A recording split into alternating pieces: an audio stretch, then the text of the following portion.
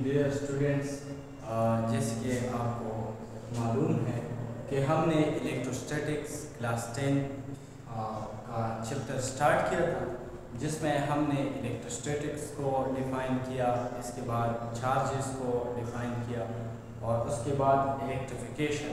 तो इलेक्ट्रिफिकेशन में क्या होता है कि इलेक्ट्रिफिकेशन वो प्रोसेस है जिसमें हम किसी न्यूट्रल बॉडी को चार्ज करते हैं by the help of removing और adding electrical charges. Electrical charge को या ऐड करने के ज़रिए से या इलेक्ट्रिकल चार्ज को रिमूव करने की सूरत में। तो अब देखिए स्टूडेंट्स, हमारा नेक्स्ट टॉपिक है इलेक्ट्रोस्टैटिक्स इंडक्शन। देखिए इलेक्ट्रोस्टैटिक्स इंडक्शन क्या होता है। देखिए हमारे पास दो किस्म के इलेक्ट्रोस्टैटिक्स इंडक्शन पॉसिबल हैं, एक थ्रू द कंटेक्ट, एक विदाउट कंटेक्ट। अब देखिए अगर हमारे पास एक सेल्फ क्लॉथ है और एक ग्लास रॉड है, अगर हम इन दोनों को कंटेक्ट में लाए और एक दूसरे पे रफ करें तो आप देखेंगे कि हमारे पास सेल्फ क्लॉथ पे नेगेटिव चार्जेस अपीयर होंगे और ग्लास रॉड पे पॉजिटिव चार्ज आ जाएगी। ये क्यों होता है? क्योंकि हमारे पास ग्लास रॉड से इलेक्ट्रॉन मूव करती है किस तरफ? सेल्फ क्लॉथ की तरफ इलेक्ट्रॉन मूव करती है। क्योंकि इलेक्ट्रॉन डिफिशिएंसी की वजह से, कमी की वजह से हमारे पास ग्लास रॉड पे पॉजिटिव चार्ज अपीयर होता है और यह सेल्फ क्लॉथ पे हमारे पास नेगेटिव चार्ज इस वजह से अपीयर होते हैं क्योंकि यहाँ पे एक्सेस ऑफ इलेक्ट्रॉन होते हैं, तो इस वजह से ये नेगेटिवली चार्ज होता है। लेकिन अगर आप देखें इस प्रोसेस में हमने दो बॉडीज को कंटेक्ट में लाया, कंटेक्ट में, तो इसको फिर हम कहते हैं इलेक्ट्रोस्टैटिक्स इंडक्शन बाय कंटेक्ट, क्योंकि ये कंटेक्ट के जरिए हो गया। अब आप लोगों का जो टॉपिक है वो कुछ इस तरह है। देखिए स्टूडेंट्स, अगर हमारे पास दो मेटल स्फीयर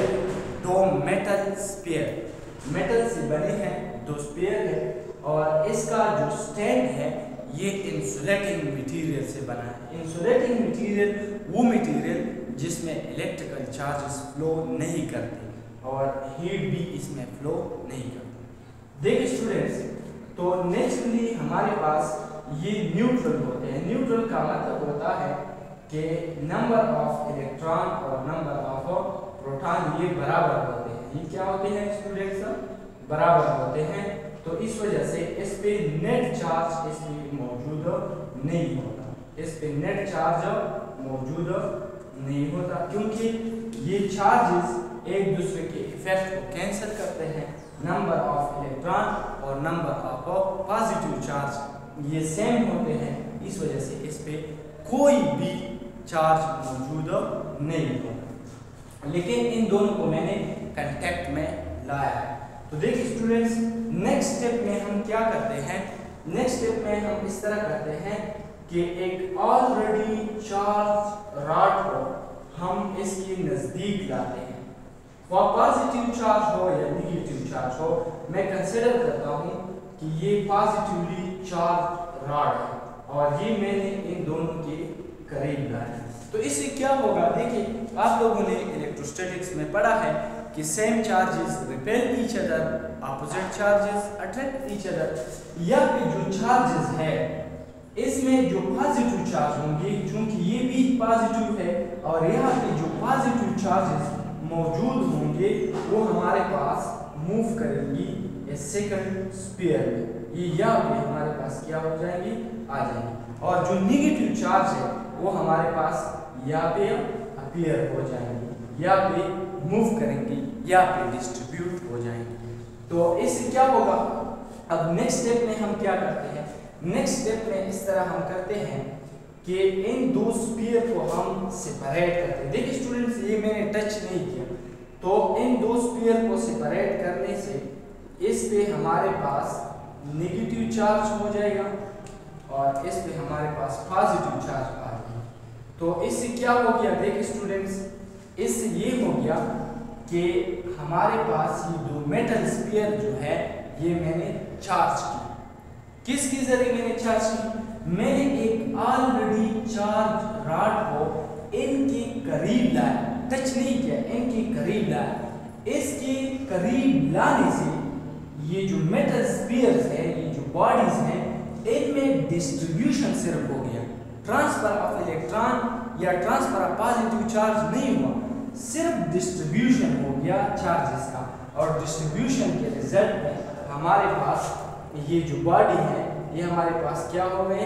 चार्ज हो गए। ये बॉडी हमारे पास क्या हो गए? चार्ज। तो इस प्रोसेस को हम फिर क्या कहते हैं? Electrostatics induction. लेकिन ये विदाउट कांटेक्ट होता है। देखिए ये मैंने कांटेक्ट में नहीं लाया है, तो इस प्रोसेस को फिर हम क्या कहते हैं? Electrostatics induction.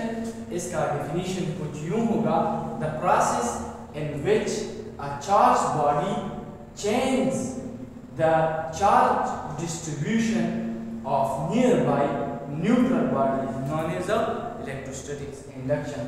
हर वो प्रोसेस जिसमें हम क्या करते हैं? चार्जेस की डिस्ट्रीब्यूशन करते हैं by the help of bringing near the charge body, किसी चार्ज बॉडी को इसके करीब लाने से। तो इस प्रोसेस को फिर हम कहते हैं इलेक्ट्रोस्टैटिक्स इंडक्शन। इसमें क्या होता है? देखिए दोबारा स्टूडेंट्स, हमने दो न्यूट्रल स्फीयर को लिया, मेटल स्फीयर, और फिर हम नेक्स्ट स्टेप में इस तरह किया कि एक चार्ज बॉडी इसकी नज़दीक लाई, उसकी वजह से इसमें जो चार्जेस थे उनकी डिस्ट्रीब्यूशन हो गई, क्योंकि positive negative charges attract each other और positive charge repel each other, तो ये दोनों साइड पे हो जाएंगे। और नेक्स्ट स्टेप में हमने इस तरह किया कि इसको हटाया नहीं है, अभी तक हमने इसको नहीं हटाया और इनको सेपरेट किया। सेपरेशन के रिजल्ट में इस पे नेगेटिव चार्ज अपीयर हो गया, इस पे पॉजिटिव चार्ज अपीयर हो गया। इस सारे प्रोसेस को हम इलेक्ट्रोस्टैटिक्स इंडक्शन कहते हैं। और इलेक्ट्रोस्टैटिक्स इंडक्शन के जरिए से हम बॉडीज को क्या करते हैं? चार्ज करते हैं। जब हम किसी प्रोसेस के थ्रू किसी बॉडी को चार्ज करते हैं, उस प्रोसेस को हम इलेक्ट्रिफिकेशन कहते हैं। तो इसका मतलब ये हो गया कि इलेक्ट्रोस्टैटिक्स इंडक्शन भी इलेक्ट्रिफिकेशन का प्रोसेस ही है। Thank you so much.